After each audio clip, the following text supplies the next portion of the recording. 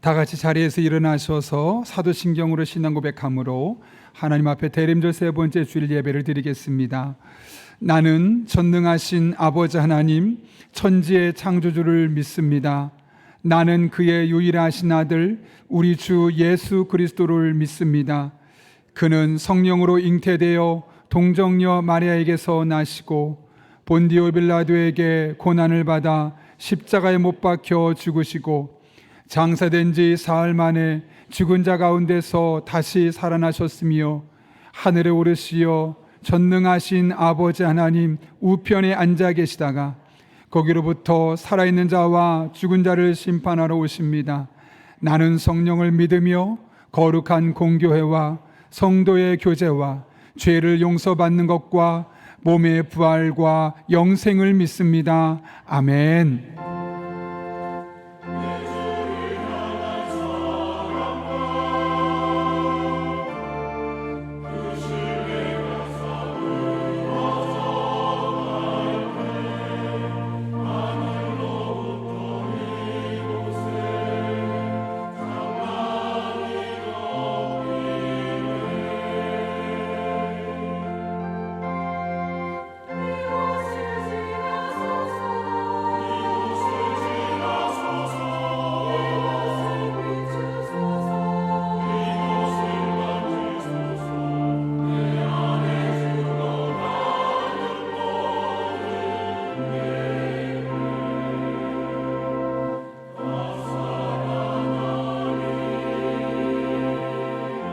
우리들의 참 소망이 되신 하나님을 찬양하며 경배하십시다.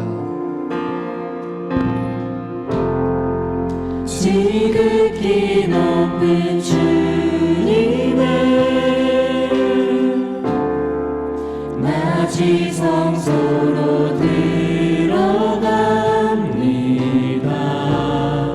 세상의 신을 벗고서 주 보좌 앞에 엎드리리. 내 주를 향한 사랑과 그 신뢰가 사기로 져갈 때 하늘로부터 이곳에 찬망이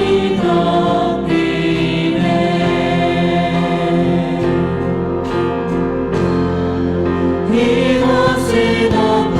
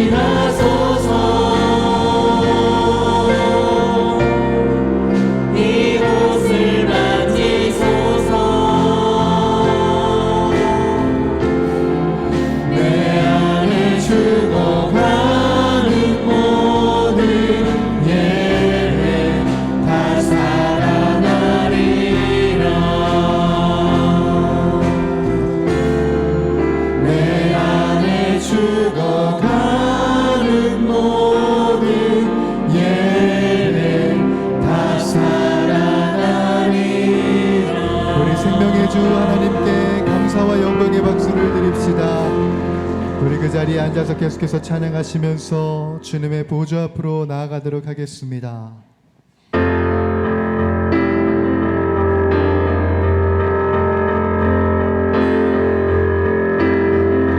우리들의 왕 되신 주님, 우리들의 마음의 문을 열어 주님을 맞이합니다. 오셔서 우리를 통치하여 주시고 다스려 주시옵소서.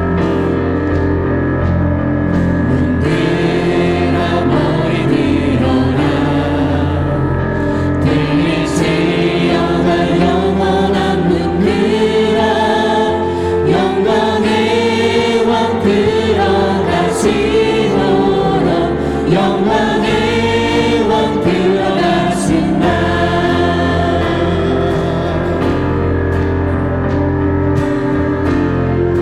선포합시다.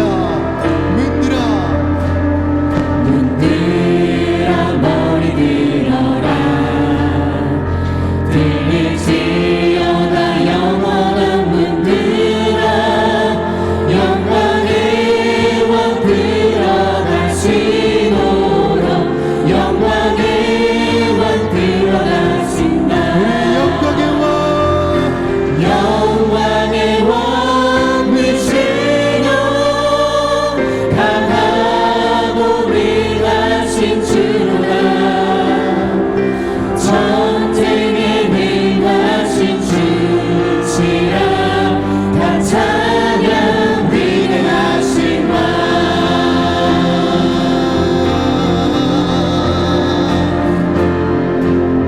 문들아 머리 들어라. 문들아 머리 들어라. 들릴지어다 영원한 문들아. 영광의 왕 들어가시노라. 영광의 왕 우리 영광의 왕이 누구십니까? 영광의 왕이시여 강하고 능하신 주로다. 전쟁에 능하신 주시라. 다 찬양 위대하신 선포합시다. 왕께 왕께 만세. 왕께 만세. 당신은 영광의 왕이라. 다 찬양 영광의 위대하신 왕이 왕. 누구십니까? 영광의 왕이시여 강하고 능하신 주로다. 전쟁에 능하신 주시라. 성도들여 다 같이 선포합시다. 왕께 왕께 만세. 왕께 만세. 당신은 영광의 왕이라. 다 찬양 위대하신 왕. 왕께 만세. 왕께 만세. 당신은 영광의 왕이라. 다 찬양 위대하신 왕.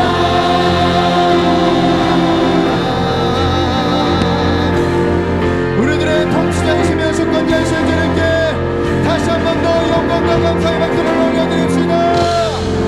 아멘.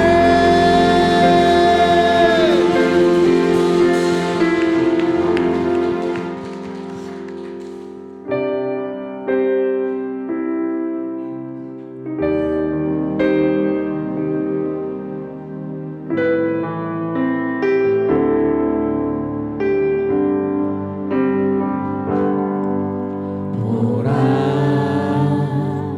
너희는 두려워 말고 보라 너희를 인도한 나를 보라 너희는 지치지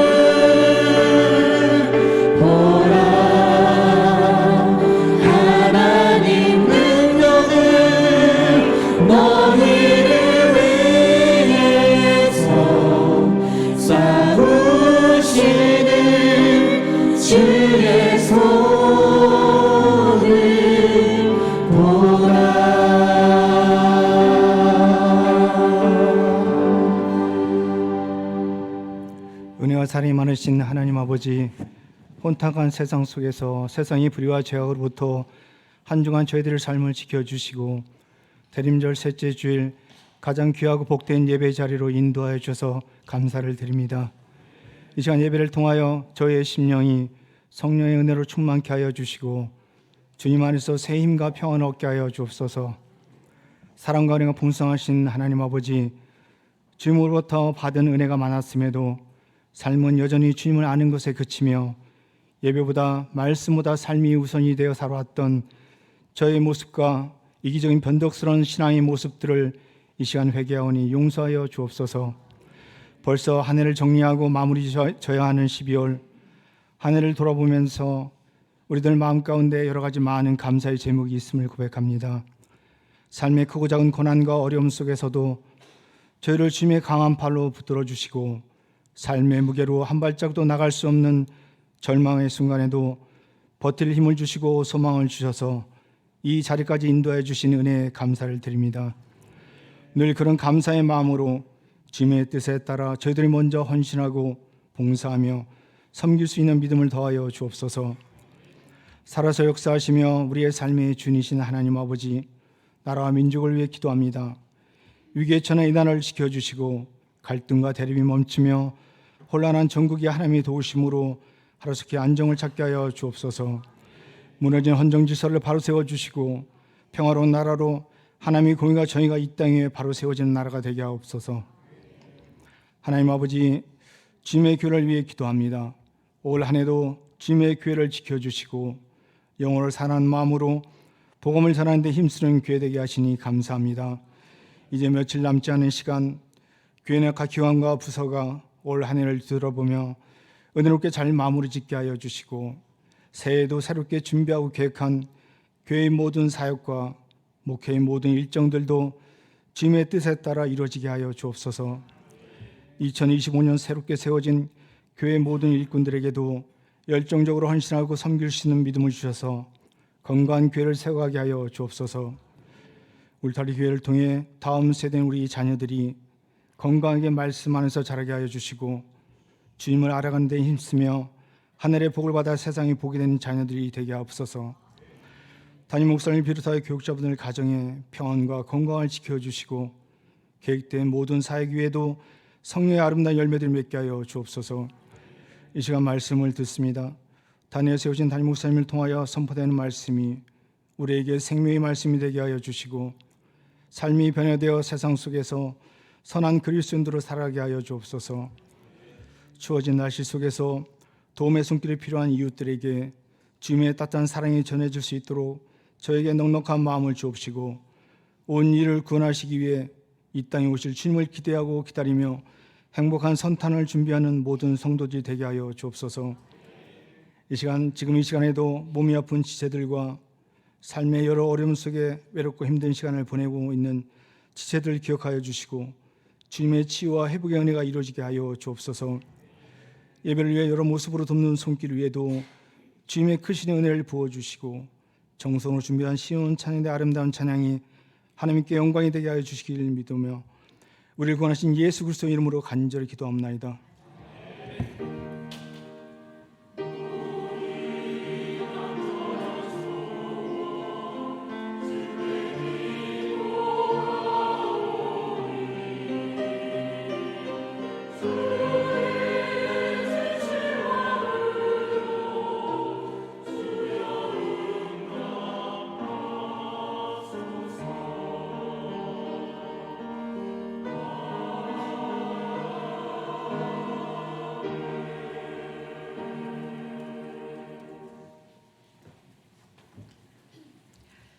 오늘 우리에게 주시는 하나님의 말씀은 누가복음 2장 8절에서 14절 말씀입니다.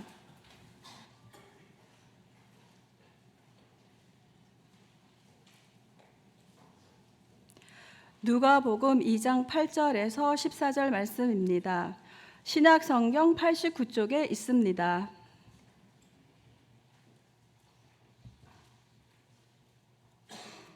하나님의 말씀을 봉독하겠습니다. 그 지역의 목자들이 밤에 밖에서 자기 양떼를 지키더니 주의 사자가 곁에 서고 주의 영광이 그들을 두루 비추매 크게 무서워하는지라. 천사가 이르되 무서워하지 말라.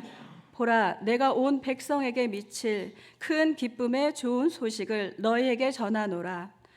오늘 다윗의 동네에 너희를 위하여 구주가 나셨으니 곧 그리스도 주시니라. 너희가 가서 강보에 쌓여 구유에 뉘어 있는 아기를 보리니 이것이 너희에게 표적이니라 하더니 호련히 수많은 천군이 그 천사들과 함께 하나님을 찬송하여 이르되 지극히 높은 곳에서는 하나님께 영광이요 땅에서는 하나님이 기뻐하신 사람들 중에 평화로다 하니라. 이것은 하나님의 말씀입니다.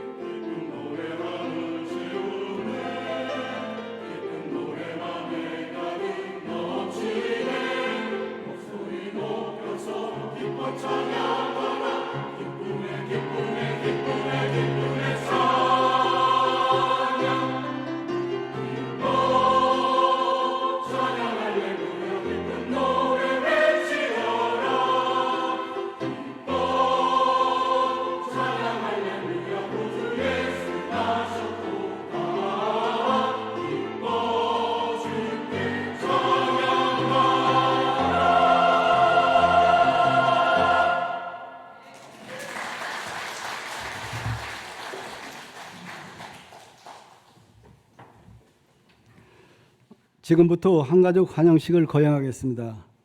오늘 환영식에 참여하는 분은 한가족 교육 과정을 거쳐 정식으로 우리 교회 성도가 되었습니다.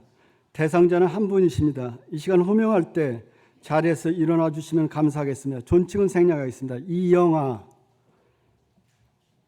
수료증, 성명 이영아.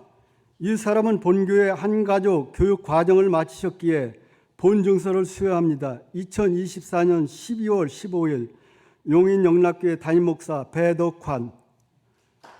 수리증과 선물을 드릴 때 박수로 축하해 주시기 바랍니다. 이제 다 함께 환영하는 마음으로 축복합니다를 찬양하겠습니다.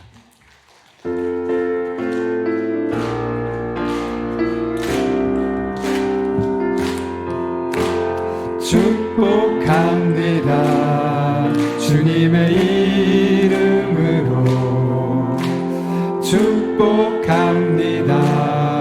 주님의 사랑으로 이곳에 모인 주의 거룩한 자녀에게 주님의 기쁨과 주님의 사랑이 충만하게 넘치기를 축복합니다. God bless you. God bless you. 축복합니다. 주님의 사랑을. 우리 함께 축복의 박수 부탁합니다. 감사합니다.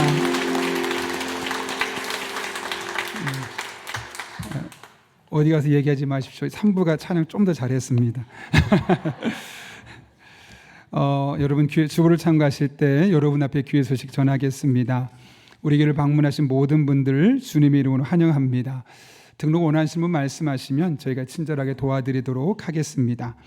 주보 보시면서 지난주에도 하나님께서 보내신 한 가족분이 계신데요. 우리 교회에 또 잘 정착하셔서 다니실 수 있도록 여러분 기도로 많이 축복해 주시고 또 얼굴 뵈면 먼저 다가서시면 감사하겠습니다.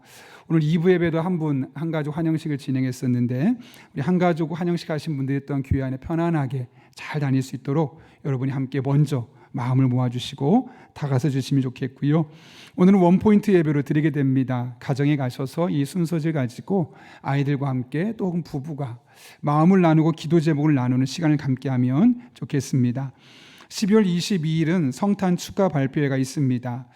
감사하며 하나님 앞에 발표를 할 때 우리 아이들에게 이 시간이 좀 의미 있고 또 함께하는 모든 분들이 의미 있도록 선물 추첨하는 시간도 있으니 찬조하기 원하시는 분들은 사무실로 접수해 주시면 되겠습니다. 아울러 12월 25일은 11시 30분에 대예배실과 여기에 꽉 차게 되면 비전실 이 두 군데를 오픈해서 함께 전교우 함께 예배드리려 합니다. 온 가족이 예배를 드리게 됩니다. 당일 유아 세례식이 있고 또 그날 있는 수요 기도회는 오전에 우리 예배를 드리기 때문에 새벽 기도와 또 이 성탄 감사 예배로 말미암아서 이 대체하도록 하겠습니다. 강영장학회 일정 안내 드립니다. 3부 예배 후에 강영장학회 총회가 있습니다. 그리고 2025년 상반기 장학생 선정을 위해서 회원들께서는 12월 29일까지 추천서를 사무실로 제출해 주시기를 바랍니다. 다음 주 3부 예배 후에 우리가 임시재직회가 있는데요. 여름에 계셨던 분들은 아시겠지만 우리가 한 달 넘게 일주차장을 쓰지 못했었습니다. 왜냐하면 그 소유주가 그 땅을 이제 더 이상 계속 주차장으로 쓸 수 없을 것 같다 했고 지난주에 계약하면서도 머지않아서 거기를 건물을 짓게 될 것 같다는 이야기를 합니다. 그래서 우리가 주차 공간이 절대적으로 지금도 부족한데 그 공간 때문에 어려울 것 같아서 다음 주에 3부 예배 끝나고 나서는 그 이후에 주차장 확보하는 건에 대해서 여러분과 함께 나누고 또 함께 기도하는 시간을 가지려 합니다. 같은 마음으로 동참해 주시면 좋겠고요. 다음 세대 교사 모집합니다. 영아부와 유치부에서 우리 아이들을 믿음으로 잘 양육할 수 있는 그런 즐겁게 헌신할 수 있는 분들을 찾고 있습니다. 영아부가 지금 16명 정도가 등록이 되어 있는데 우리 아이들 믿음생활 열심히 하고 있습니다. 교사로 지원해 주시길 부탁드리고요. 장례 광고입니다. 김중환 집사님 부친께서 하나님의 부르심을 받았습니다. 이금옥 집사님의 시부가 되시는데 이번 주에는 어머니가 다니는 교회를 갔다 오고 다음 주에 저에게 오신다고 합니다. 이 시간을 또 아직 그 가정 중에 예수님 믿지 않는 분들이 계신데 예수님 믿을 수 있는 기회가 될 수 있도록 기도해 주시기를 부탁드립니다. 더 자세한 내용들은 주보를 참고해 주시고 우리 함께 기도하고 하나님의 말씀 나누겠습니다. 거룩하신 아버지 하나님, 오늘 우리를 불러주시고 함께 예배할 수 있게 하신 은혜 감사합니다. 말씀 듣는 이 시간 우리의 마음의 문을 열어주시고 선포되는 말씀이 내게 주신 말씀을 들려지게 하시고 우리 영혼을 살리고 그동안 경험할 수 없었던 영적인 만족과 기쁨과 평강이 회복되는 복된 시간 되게 하여 주옵소서. 예수님의 이름으로 기도하옵나이다. 아멘. 우리 한번 앞뒤 좌우에 있는 분에게 보시면서 이렇게 인사하고 축복합니다. 우리는 축복의 통로입니다. 이렇게 인사하겠습니다.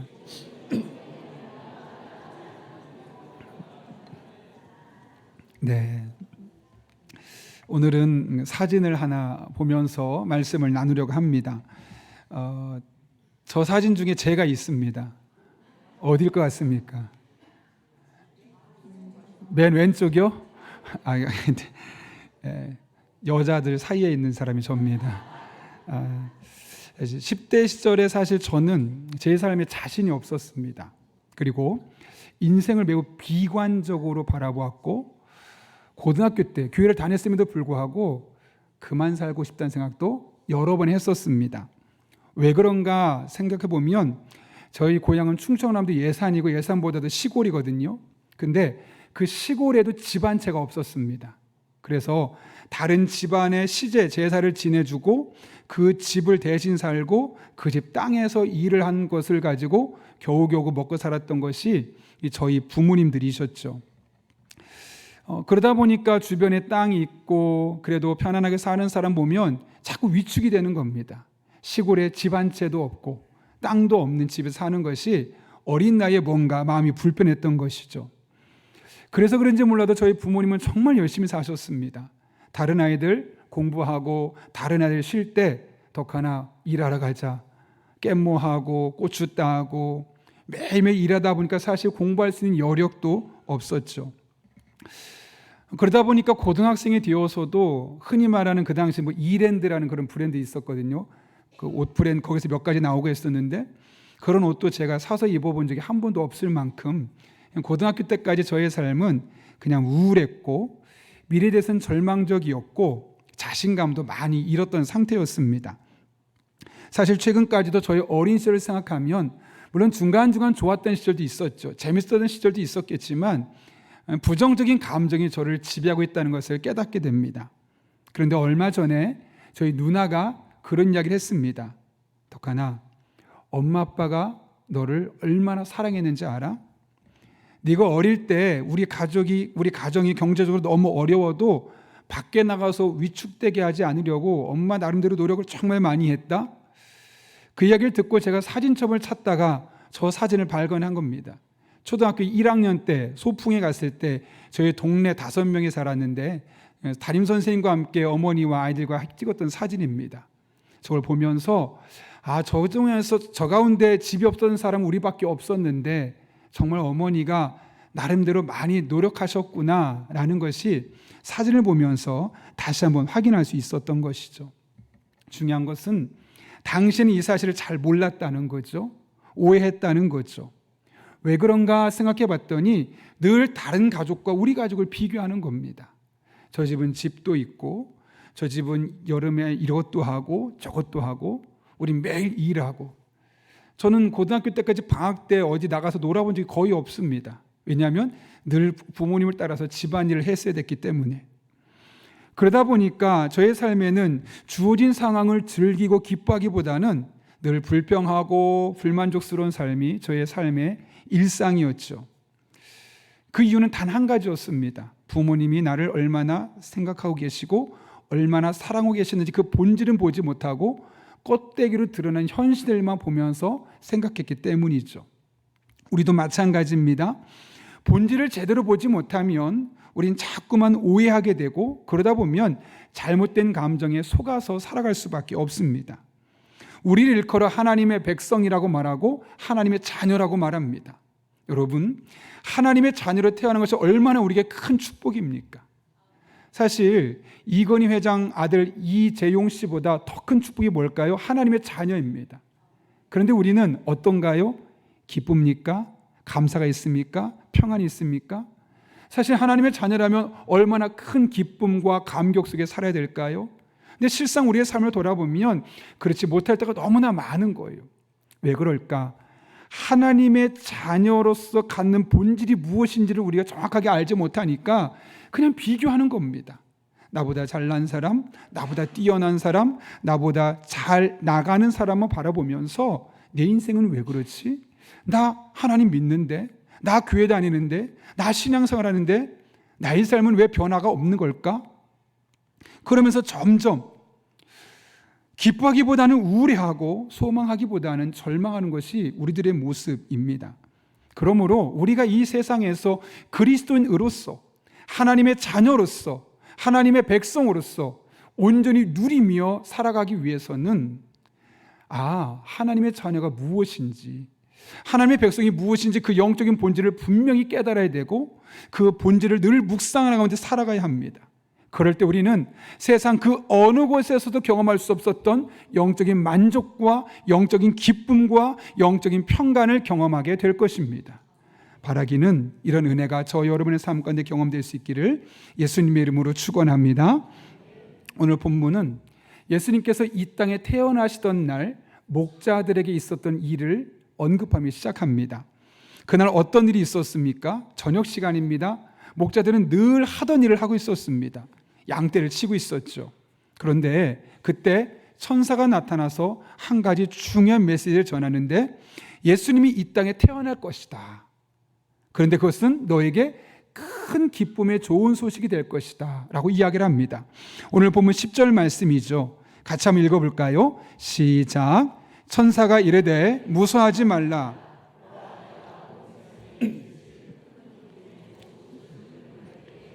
아멘.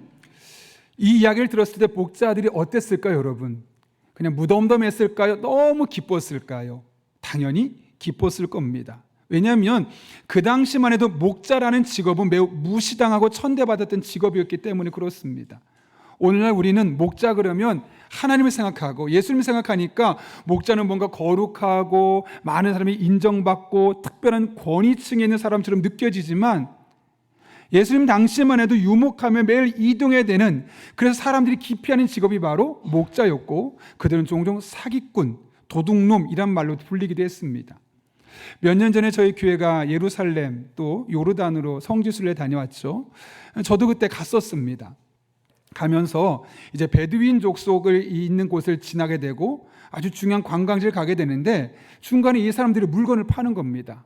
뭔가 궁금해서 봤더니 벨트를 파는데요, 이 버클이 어마어마하게 크고 가죽이 두텁습니다. 그러나 이 모든 마감이 너무나 졸렬하고 정말 싸구려다라는 느낌이 정확하게 보였습니다. 그래서 전 물어봤더니 생각보다 가격이 너무 비싼 겁니다.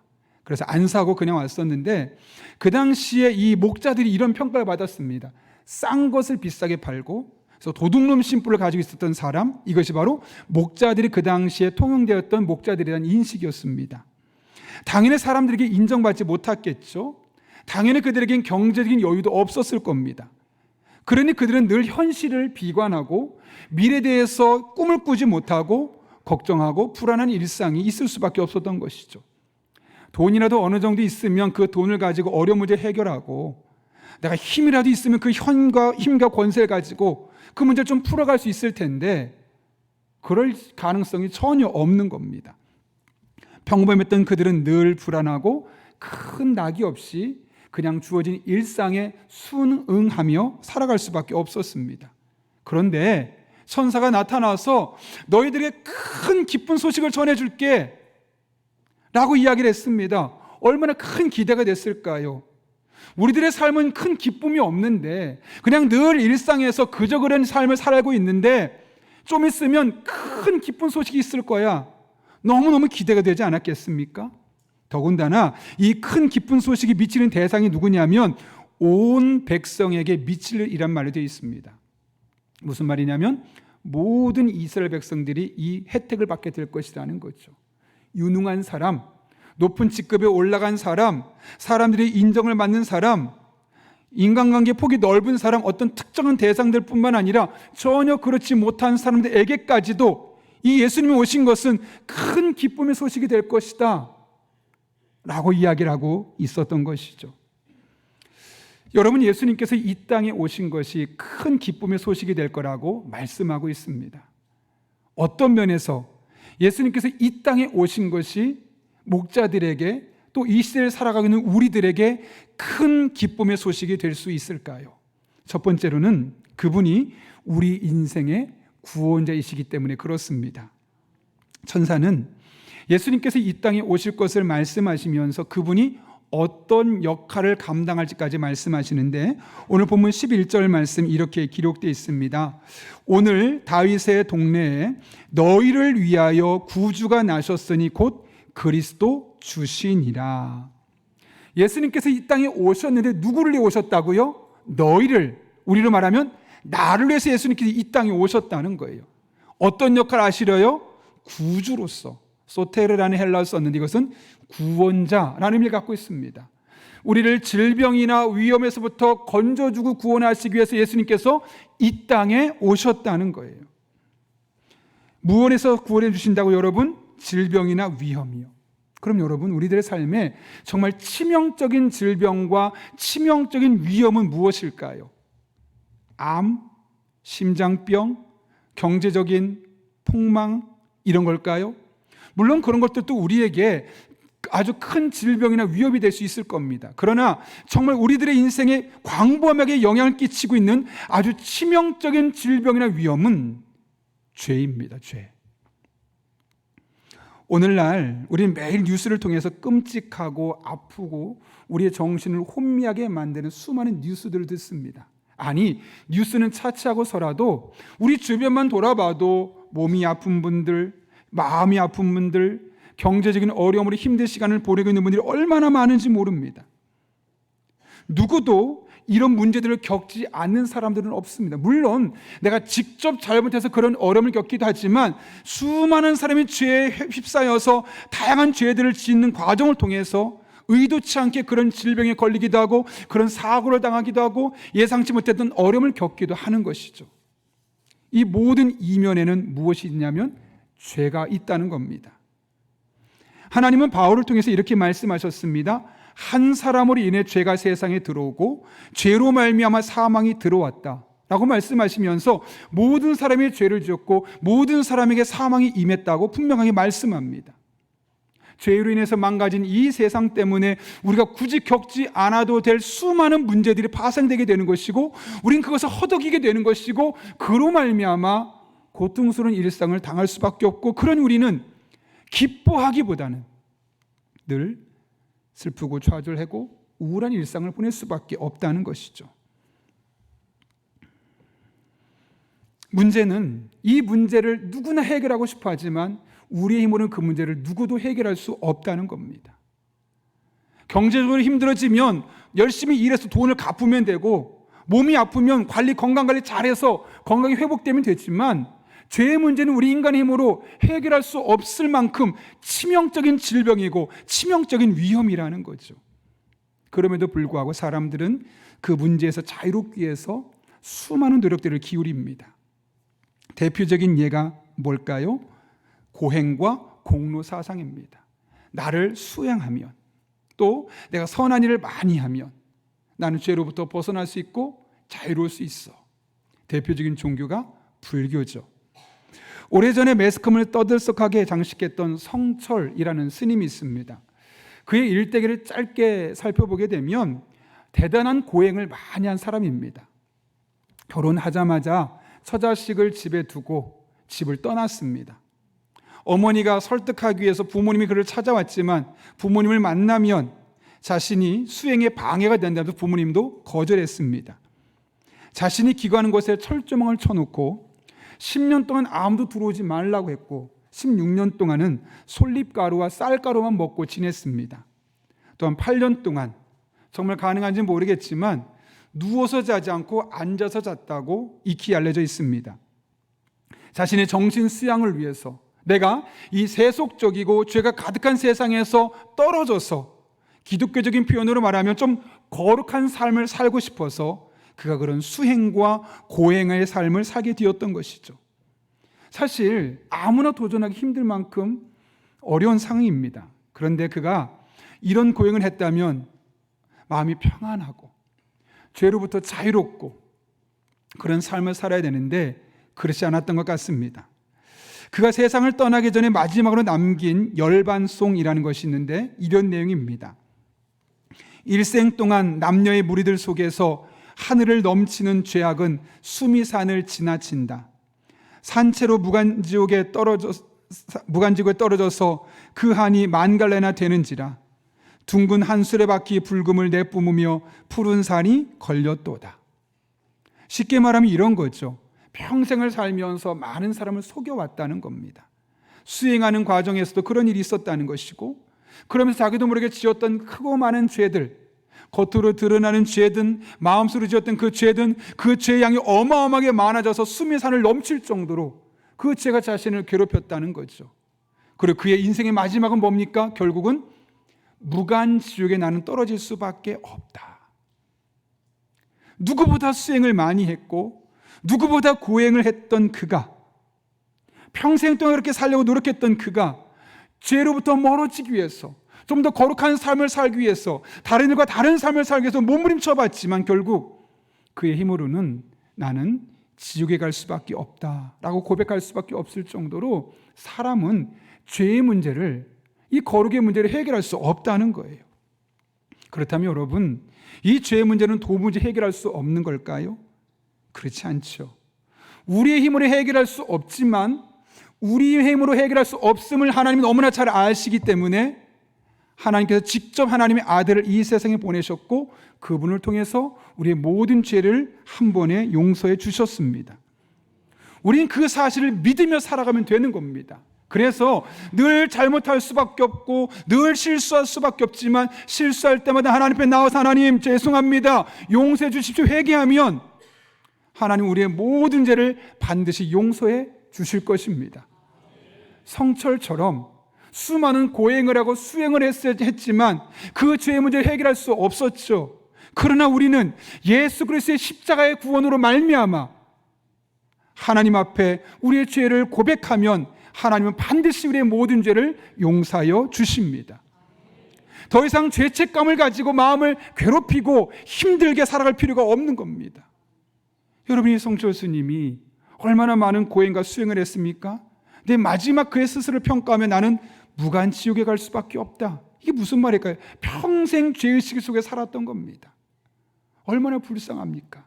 그런데 우리는 예수님의 십자가를 믿음으로 말미암아 과거에 지었던 죄가 용서받았고 지금 죄를 지으며 회개하면 용서받게 되고 앞으로 죄를 지어도 하나님께 회개하면 그 죄를 용서해 주시니 죄책감과 상관없이 우리에게 주어진 일상의 삶을 믿음으로 살아갈 수 있게 되는 겁니다. 그러니 우리는 기뻐할 수밖에 없고 예수님께서 십자가를 지셨다는 것은 우리가 평생 짊어질 죄책감을 다 씻어주셨다는 것과 동일하다는 것이죠. 지난해 저희 올해도 한번 폭설이 있었지 않습니까? 지난해도 한 2번 정도 폭설이 있었는데 제가 늦게까지 일을 하다가 퇴근을 하다 보니까 피렌체 아파트를 올라가는데 차가 못 올라가는 겁니다. 사실 잘 올라가고 있었는데 앞에 가던 차가 잠깐 서버리는 바람에 제가 멈췄어요. 근데 얄밉게도 그 차는 끝자락에서 쉽게 올라갔거든요. 저는 이 중턱에 걸려서 계속 못 가는 거예요. 난감합니다. 왜냐하면 제 뒤에 따라오던 차들이 있으니까. 앞으로는 갈 수가 없고 뒤에는 차가 밀려 있고 너무너무 미안했어요. 제 힘으로 어떻게 해결할 수가 없는 거예요. 근데 갑자기 한 남자분이 막 뛰어내려와요. 그래서 제 차를 막 밀어주는 거예요. 제가 아는 분이 아니에요. 그리고 제 차가 딱 올라가자마자 쿨하게 그냥 인사하고 그냥 가시는 거예요. 제가 문 열고 감사합니다라고 하는데 너무너무 기쁘더라고요. 왜요? 그대로 제가 거기 갇혀 있으면 얼마나 민폐였겠습니까? 제 힘으로 그 상황을 해결할 수 없어 그 문제를 풀어나갈 수 없었던 거예요. 그런데 그 한 분이 도와줘서 그 문제가 쉽게 해결되고 나니까 너무 마음이 시원해지는 거죠. 기쁘더라고요. 하물며 우린 늘 죄책감을 갖고 살아갈 수밖에 없는데 그 죄책감을 갖고 살지 아니하도록 하나님께서 예수님을 이 땅에 보내주시고 우리 대신 십자가를 지게 하시고 죄를 용서해 주셨으니 여러분 우리가 얼마나 기뻐해야 되겠습니까? 여러분 예수님께서 이 땅에 오셨다는 것, 우리의 십자가를 지셨다는 것은 바로 그런 겁니다. 우리가 어떤 노력을 해도 해결할 수 없었던 그 죄의 문제를 완벽하게 해결해 주셨다는 거예요. 그러니 우리는 기쁠 수밖에 없는 거죠. 감사할 수밖에 없는 거죠. 죄책감을 극복하며 하나님 앞에 이 감사의 삶을 살아갈 수밖에 없는 것이 우리의 일상이라는 겁니다. 유기성 목사가 쓴 예수님의 사람이란 책에 나오는 실제 이야기예요. 어느 날 세례받은 지 얼마 안 된 젊은 청년이 찾아와서 막 울면서 목사님, 제가 예수님 헛 믿은 것 같아요. 제 세례는 무효입니다 라고 말하는 거예요. 깜짝 놀라서 너 왜 그러니? 사실 목사님, 제가 처음에 세례받을 때 하나님 앞에 결단한 게 있습니다. 앞으로 제가 죄를 짓지 않고 살겠습니다. 저의 삶을 보니까 회식할 때마다 죄를 많이 짓는 것 같아서 제가 가능한 회식을 안 하겠습니다 라고 결단했습니다. 처음 며칠간은 잘 지냈는데 회사에서 회식하자고 해서 갔다가 제가 남들에게 말할 수 없을 만큼 여러 가지 큰 죄를 지었습니다. 제가 교회 다니는 거, 신앙생활하는 거 다 쓸모없었던 것 같습니다. 그 한순간의 죄 때문에 그동안 자신이 신앙생활하는 모든 것이 다 쓸모없다는 거예요. 심지어 세례까지. 목사님이 청년에게 물었습니다. 형제님이 이렇게까지 괴로워하는 이유가 도대체 뭡니까? 혹시 그 옆에 있던 다른 사람들도 그렇게 괴로워하던가요? 아니요. 그들은 그냥 즐겼습니다. 그리고 아마 그들은 오늘 집에 가서 편안하게 잠을 자겠죠. 다시 목사님 말합니다. 그러면 그 사람들은 대수롭게 생각하지 않는 일을 왜 형제님은 그렇게 괴로워하고 있는 겁니까? 형제님이 지금 그렇게 괴로워하고 있다는 것은 형제님이 하나님의 자녀가 되었다는 것이고 형제님 안에는 성령께서 그 죄에 대해서 반응하고 있다는 겁니다. 그러니 형제님이 지금까지 신앙생활 모든 것이 다 쓸모없습니다가 아니라 형제님이야 진정한 하나님의 자녀임을 확신할 수 있길 바라고 그 죄에 대해서는 하나님께 회개하면 용서해 주니까 더 이상 죄책감을 갖고 살지 마시기 바랍니다. 그렇게 조언을 했다는 거예요. 그 청년은 그래, 나는 하나님의 자녀지. 물론 하나님의 자녀라고 말하지만 나도 종종 실수하고 잘못하지. 그러나 내가 회개만 하는 내 죄를 용서해 주시지.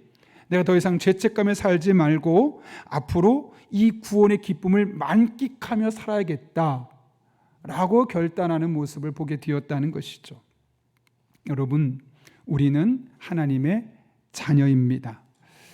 예수 그리스도께서 십자가에 못 박혀 죽으심으로 말미암아 구원받은 하나님의 백성들입니다.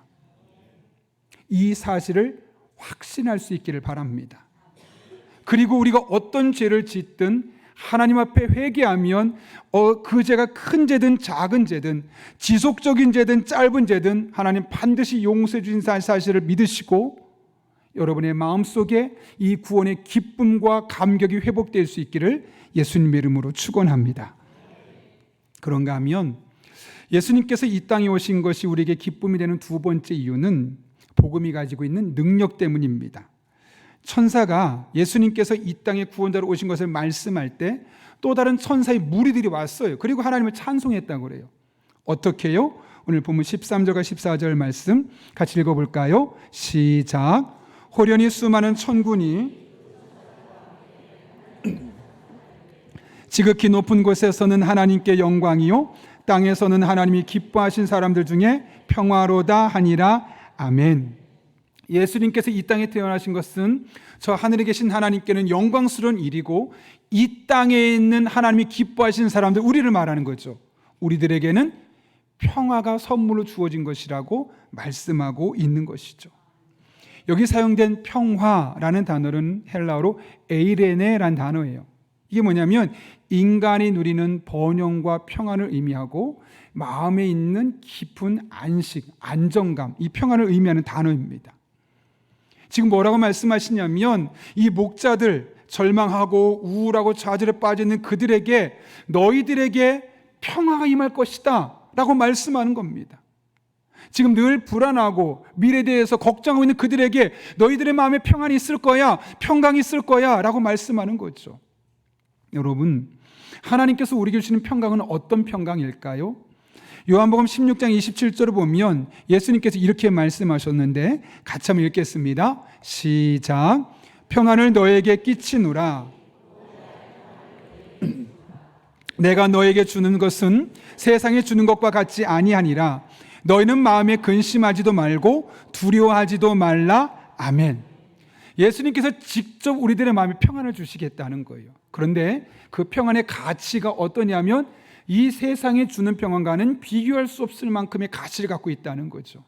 그럼 여러분, 이 세상이 우리에게 주는 평안은 어떤 평안일까요? 주로 환경과 연관이 되어 있어요. 예컨대 건강하면 마음이 편안해지죠. 경제적으로 여유가 있으면 마음이 편안해집니다. 간절히 구했던 대로 자녀들이 좋은 직장에 취업을 하고 연봉이 안정이 되면 마음이 편안해집니다. 말 그대로 평안함이 있습니다. 이와 같이 우리가 이 세상에 주는 평강은 거의 대부분 어떤 환경과, 특정한 환경과 연관이 되어 있습니다. 그러다 보니 일시적이죠. 부분적이죠. 다른 말로 하면 그 환경이 조금만 바뀌면 우린 평안을 잃어버립니다.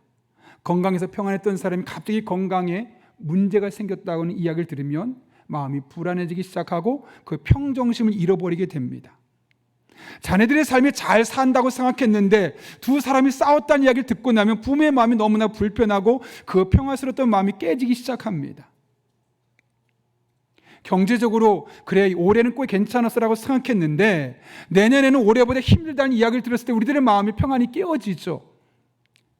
올해는 내가 열심히 일해서 회사에서 승진을 하게 되었는데, 지난해 승진하게 되었는데 그래서 마음이 너무너무 좋았는데 올해 승진해서 누락됐다는 얘기를 들으면 우리의 평안은 언제 평화로웠는가 싶을 정도로 절망으로 들어가게 되어 있습니다.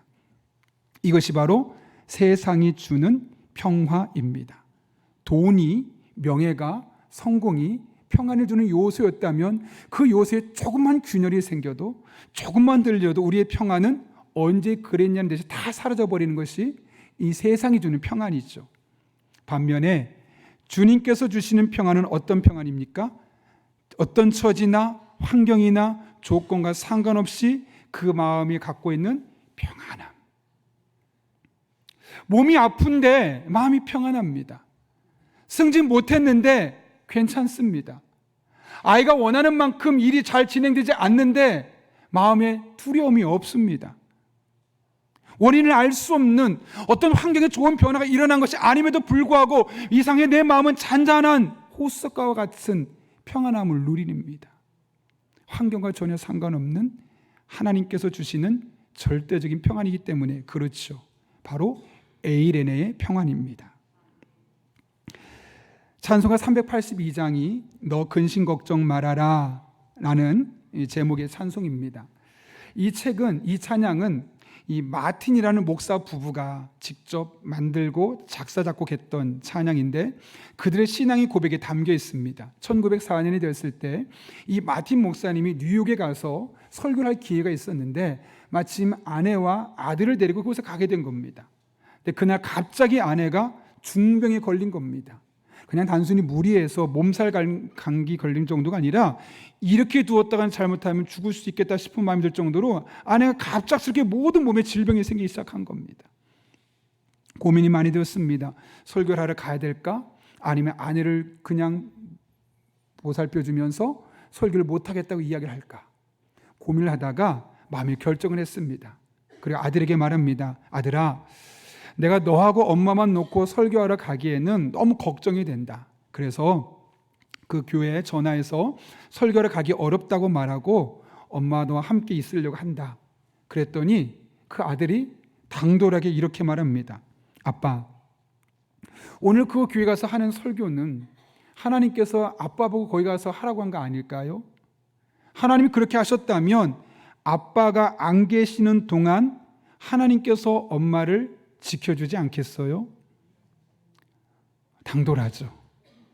근데 그 말이 목사님에게 큰 감동으로 다가오는 거예요. 아, 내가 지금 내 아내가 아프다는 상황 때문에 너무 그 상황에 함몰되어서 사고와 판단력이 흐려졌을 때 하나님이 너 그렇게 생각하면 안 돼 라는 마음으로 어린 아들을 통해서 내게 말씀하시나 보다 라는 마음에 아들아 미안하다. 그리고 이 사실을 아내에게 이야기하고 설교하러 간 겁니다.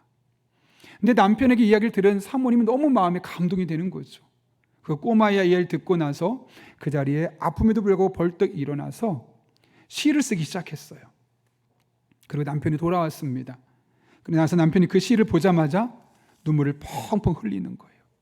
그리고 나서 얼마 뒤에 그 시에다가 곡을 붙였고 그것이 바로 찬송가 382장이 되었습니다.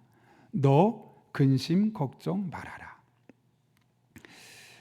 제가 노래를 불러주고 싶지만 그러면 감동이 떨어질 것 같아서 제가 천천히 읽어볼게요. 너 근심 걱정 말아라. 주 너를 지키리. 주 날개 밑에 거하라. 주 너를 지키리. 주 너를 지키리. 아무 때나 어디서나 주 너를 지키리. 늘 지켜주시리. 2절은요. 어려워 낙심될 때 주 너를 지키리. 위험한 일을 당할 때 주 너를 지키리. 3절입니다. 너 쓸 건 미리 아시고 주 너를 지키리. 구하는 것을 주시며 주 너를 지키리. 주 너를 지키리. 아무 때나 어디서나 주 너를 지키리. 늘 지켜주시리. 사모님이 하나님 앞에 믿음으로 고백했던 시가 오늘날 하나님께 올려드리는 찬송이 될 수 있었던 것이죠. 마찬가지입니다. 지금은 여전히 근심이 가득할 수 있습니다. 너무너무 어려워서 낙심되어 있을 수 있습니다. 그러나 주님의 날개 밑에 거하면, 그래서 그 하나님의 도우심을 간구하며 믿음으로 살아가면 하나님께서 아무 때나 어디서나 지켜주시고 구하는 것을 주시고 위험한 상황에서 우리를 건져 주실 것입니다. 왜요? 우리가 하나님의 아들과 딸이니까요. 그래서 하나님의 자녀들은 환경은 좋지 않지만, 내가 원하는 만큼 진행되진 않지만, 그럼에도 불구하고 원인을 알 수 없는, 세상은 줄 수 없는 그 마음의 평안함, 이유를 알 수 없어요. 근데 그냥 평안해요. 제가 얼마 전에 장례식을 다녀왔어요. 남편분이 입원하신 지 3주가 채 안 돼서 세상을 갑자기 떠나셨어요. 요양병원에 계시다가 가면서 어떤 말씀을 전해야 될까 막 고민을 많이 하고 기도로 준비하고 갔어요. 갔는데 아내가 되시는 권사님이 표정이 너무 편안하세요. 그래서 이런 얘기를 하시는 거예요. 목사님, 내 남편이 요양병원에 갔는데 만약 거기서 오랫동안 있으면 오랫동안 힘들게 보낼 거 아니겠어요. 그런데 짧게 하나님이 불러가셔서 남편이 너무 고통스럽지 않게 세상을 떠날 수 있어서 너무 감사해요. 장례식을 치르고 며칠 지나고 몇 년 지난 게 아니라 그날 갔거든요. 어떻게 그렇게 고백할 수 있을까요, 여러분? 하나님의 자녀. 이 하나님의 자녀를 하나님이 책임져 주시고 하나님 안에 살아갈 때 세상이 줄 수 없는 그 영적인 평안함이 우리 안에 부어지기 때문에요. 남편이 아팠다가 갑자기 건강이 회복되었기 때문에 마음이 평안해진 것이 아니라 우리 세상을 떠나셨음에도 불구하고 그 마음의 평안함으로 역사하는 것은 10마디 말, 100마디 말, 현금 1000만 원을 갖다 준다고 위로가 되겠습니까? 안 되죠. 그런데 상황은 바뀌지 않았는데 하나님이 그 마음을 자극하는 거예요. 하나님이 그 마음을 움직이시는 거예요. 그래서 세상이 줄 수 없는 그 놀라운 확신과 평안함을 가지고 살아가게 되는 것이죠. 우리가 하나님의 자녀가 되었다는 것은 바로 이 평안을 이미 선물로 받았다는 거예요. 여러분, 우리가 하나님의 자녀임을 늘 확신할 수 있기를 바랍니다. 그리고 그 확신하는 가운데 하나님께서 이미 나의 삶에 평안함 주셨음을 믿고 그 평안을 구하고 그 하나님을 의지하며 믿음으로 한 걸음 한 걸음 내딛는 저 여러분 될 수 있기를 바랍니다. 세상의 것으로 여러분의 마음에 평안을 줄 수 없어도 하나님은 반드시 여러분의 마음속에 평강으로 함께하여 주실 것입니다. 그런 은혜가 이 대림절 기간 동안 우리를 위해 이 땅에 오셔서 십자가를 지신 예수님을 묵상할 때마다 여러분의 마음속에 깊숙이 경험될 수 있기를 예수님의 이름으로 축원합니다. 함께 기도하겠습니다. 이 시간 기도하실 때 오늘 말씀을 기억하며 하나님 앞에 이렇게 기도하겠습니다. 하나님, 예수님을 이 땅에 보내주시고 우리를 위해 대신 십자가를 지시고 죄를 용서해 주신 것 진심으로 감사를 드립니다.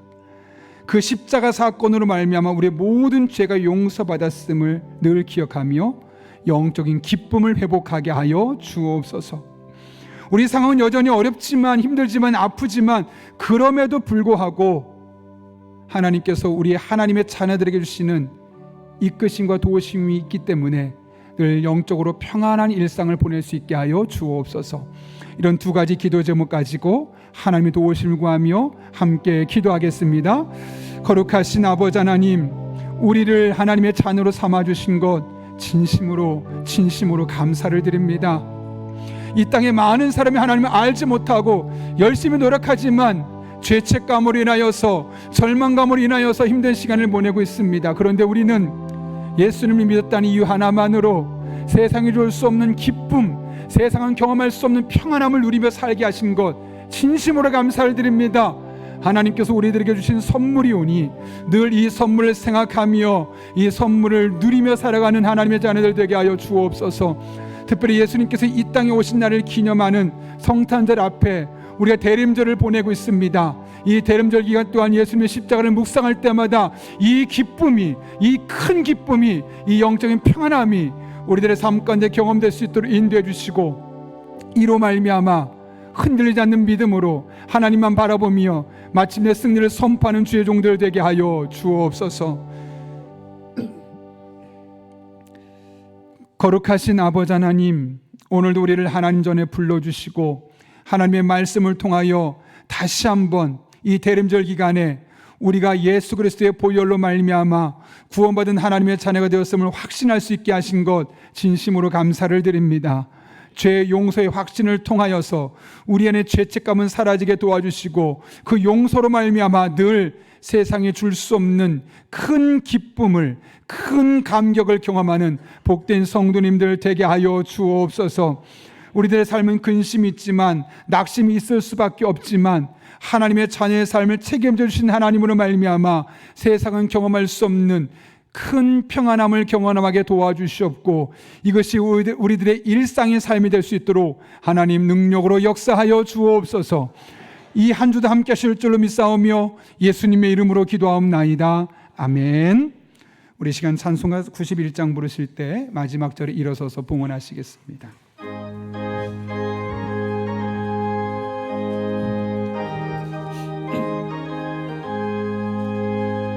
슬픈 마음 있는 사람 예수 이름 믿으며 영원토록 변함없는 기쁜 마음 모두 믿음으로 고백합니다. 예수의 이름은 세상의 소망이요, 예수의 이름은 전국의 기쁨일세. 거룩하신 주의 이름 너의 방패 삼아라. 환난 시험 당할 때에 주께 기도드려라. 예수의 이름은 세상의 소망이요, 예수의 이름은 전국의 기쁨일세. 존귀하신 주의 이름 우리 기쁨 되도다. 주의 품에 안길 때에 기뻐 찬송 부르리. 예수의 이름은 세상의 소망이요, 예수의 이름은 전국의 기쁨일세. 우리 갈 길 다간 후에 보좌 앞에 나아가 왕의 왕께 경배하며 멸류관을 드리. 예수의 이름은 세상의 소망이요, 예수의 이름은 전국의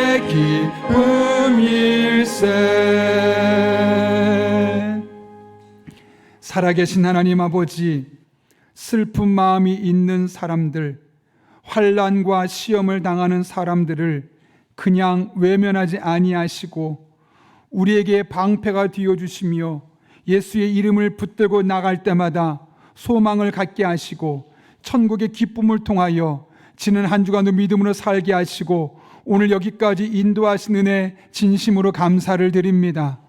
이 모든 것이 하나님의 은혜로 우리에게 주어진 것임을 알기에 오늘 우리가 빈손으로 나오지 아니하고 그 하나님의 은혜에 대한 믿음의 고백과 간증으로 다양한 제목으로 예물들을 하나님께 올려드립니다. 이 모든 예물 기쁘게 받아주시옵고 이 한 주도 우리 성도 한 사람 한 사람의 예수님의 이름이 세상의 소망이요 예수님의 이름 안에 천국의 기쁨이 있음을 경험하는 놀라운 은혜로 동행하여 주옵소서. 우리 성도들 피와 땀과 눈물이 담겨있는 예물들입니다. 단 한 푼도 들을 쓰여지지 아니하도록 늘 영적인 분별력과 지혜를 주시고 깨어 기도하는 하나님의 사람들, 그런 용인영락교회가 되게 하여 주옵소서. 우리 성도들을 축복하며 기도합니다. 험난한 세상을 향해 나가는 성도 한 사람 한 사람에게 때를 따라 돕는 은혜로 힘과 능력과 지혜와 만남의 복을 주시고 늘 성령 충만하여 기도할 때 그 모든 기도가 합력해서 오늘 이루시는 하나님의 은혜로 간증으로 고백되게 하여 주옵소서.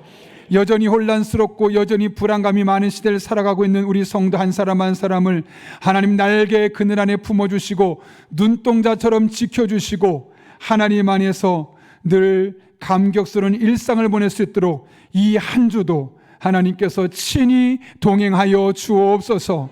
함께 하실 줄로 믿사오며 예수님의 이름으로 기도하옵나이다. 아멘.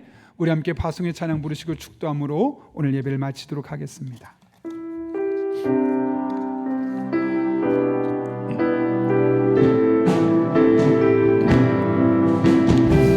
우리의 피난처이신 하나님 앞에 함께 믿음을 고백하며 찬양합니다. 나의 피난처 예수 의지해요. 나의 피난처 예수 의지해요. 나의 가는 길에 거센 바람 몰아쳐와도 나의 피난처 예수 의지해요. 나는 영원히 주님만을 사랑합니다. 이것이 우리의 진정한 믿음의 고백이 될 수 있기를 바랍니다. 아멘. 나는 영원히 주님 사랑해요. 아멘. 세상 어떤 것도 나의 사랑 끊을 수 없네. 나는 영원히 주님 사랑해요. 아바 아버지 나를 사랑하시니 나의 모든 것 주께 드려. 하나님 아버지 우리 성도들 축복하여 주시옵소서. 우리 성도들의 삶을 책임져 주시옵소서. 영감을 고쳐주시고 상을 바꾸어 주옵소서. 우리 다시 한번 고백합니다. 아바 아버지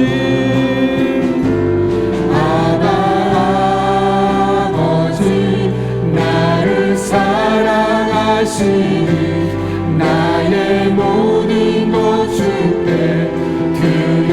아멘 아멘. 내가 여기 있으니 주님 영광 위하여 써주세요. 주님 교회 위하여 주님 교회 나라 위하여 주님 나라 위하여 써주세요. 지금은 우리의 피난처 되신 예수 그리스도의 은혜와 하나님 아버지의 변함없는 사랑과 성령님의 역사하심이 오늘 주신 말씀을 내게 주신 말씀으로 받고 하나님의 자녀들로서 모든 죄책감을 떨쳐버리고 하나님 주시는 영적인 기쁨을 누리며 여전히 삶은 나아지지 않았지만 세상에 줄 수 없는 완전한 평안을 누리며 살기로 결단하는 이 자리에 머리 숙인 한 영혼 위에 그들의 삶의 자리, 우리 교회와 나라와 민족, 북한 땅과 온 세계 열방 위에 이제부터 영원토록 함께 하시옵기를 간절히 축원하옵나이다. 아멘.